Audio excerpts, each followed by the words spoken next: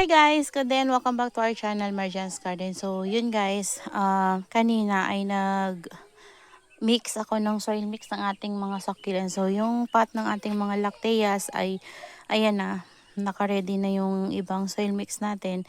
So ito yung iba, pinatong ko na guys sa soil mix. So mix na sila guys sa isang pot kasi malaki talaga itong pot na to. Ayan, malapad siya. So pinagsama-sama ko na lang sa isang pot.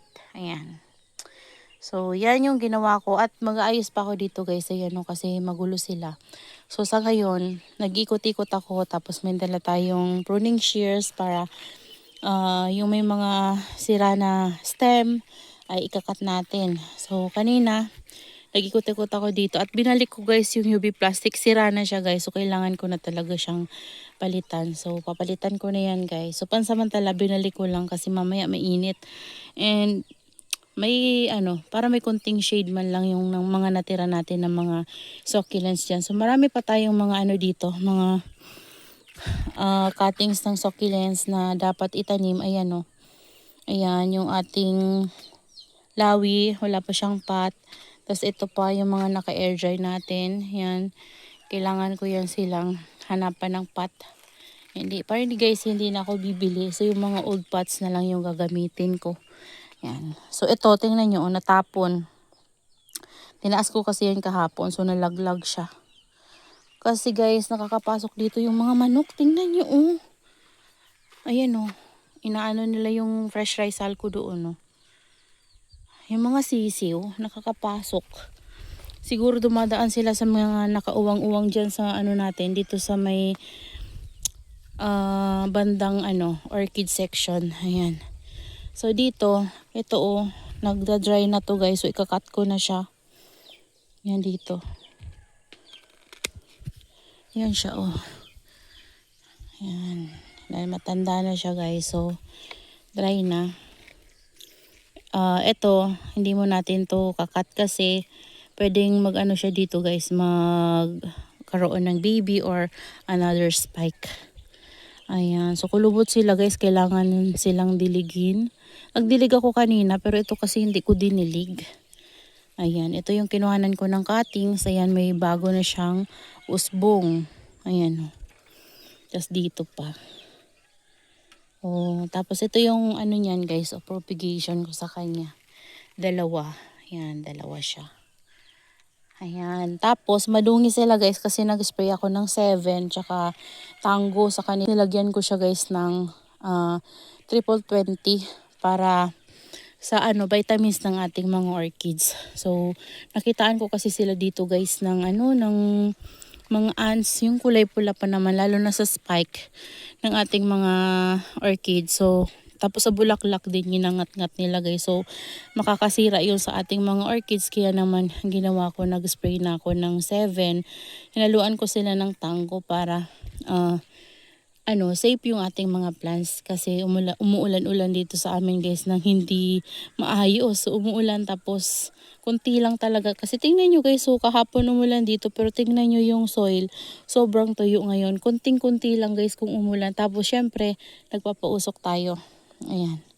So every day nagpapausok ako dito guys kapag may time talaga nagpapausok ako. At ayan guys, tingnan nyo, naripat ko na lahat ng ating mga lacteas at dyan ko sila guys nilagay. So ayan guys yung itsura nila. Last time nung unang ripat ko, yung mga eto pa lang, dito ko sila nilagay. So ngayon pinorward ko doon guys. Ayan, so tingin ko kasi magiging mas okay sila kung doon kumpara dito. Kasi ito pala tataniman ko to ng pechay.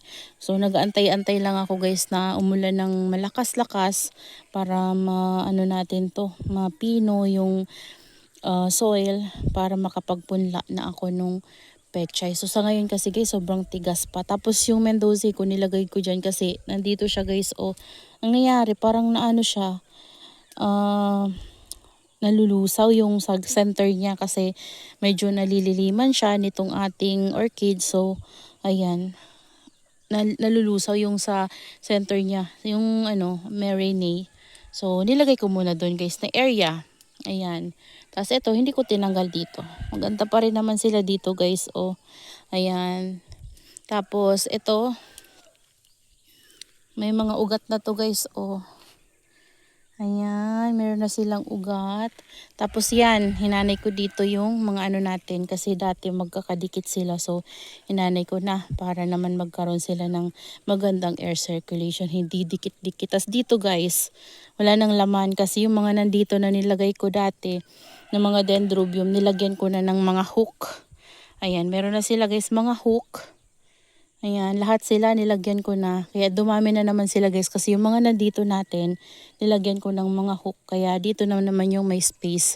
So okay lang guys kasi yung dito na area, lalagyan ko ng mga propagation kagaya nito, propagations.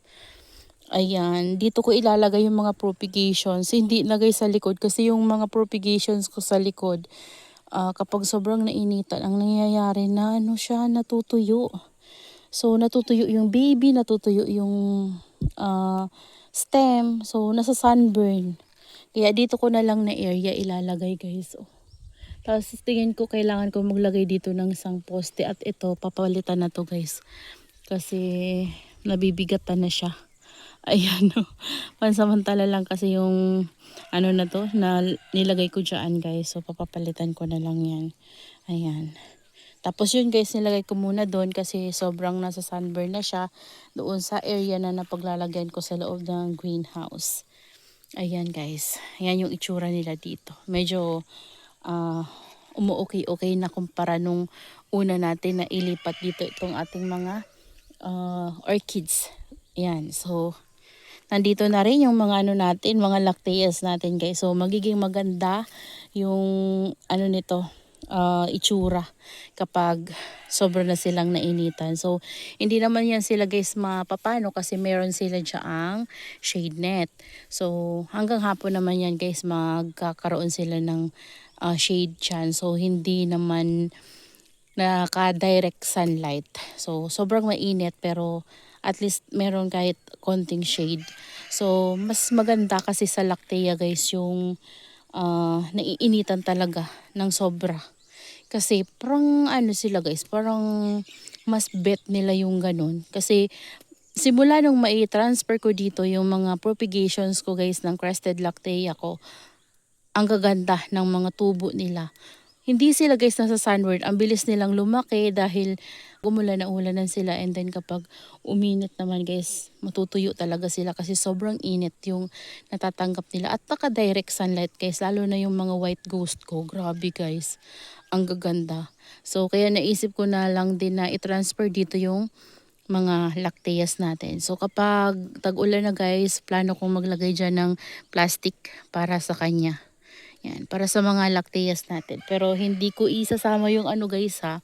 Hindi ko isasama yung mga orchids kasi mas bet ng orchids yung tubig ulan. So ito lang, kapag sobrang maulan na, maglalagay na ako ng ano, plastic dyan sa taas. Meron naman, ipapatong ko lang dyan guys sa net para makalagay tayo ng plastic para hindi sila naka rain or shine kasi may possible na malusaw sila dahil kapag tag-ulan na ay parang ayaw na tumigil ng ulan dito sa amin. So ayan, iusin ko lang tong sinusunog ko. Ito kasi guys may anay tong ano na to. Ito, may anay siya. So sinusunog ko din kasi para mamatay yung anay.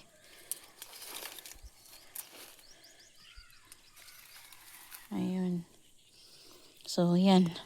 Para umusok. So, yan guys. Yan yung update dito sa ating mga orchids and succulents. So, ayan yung happenings dito sa garden guys. Ayan. So, dito ayusin ko pa to. Ayun naiinis talaga ako guys sa mga manok. Ayaw na nilang lumabas. Lagi silang nandito sa loob. Kahit na pinapalabas ko sila guys, nakakahanap pa rin sila ng daanan nila.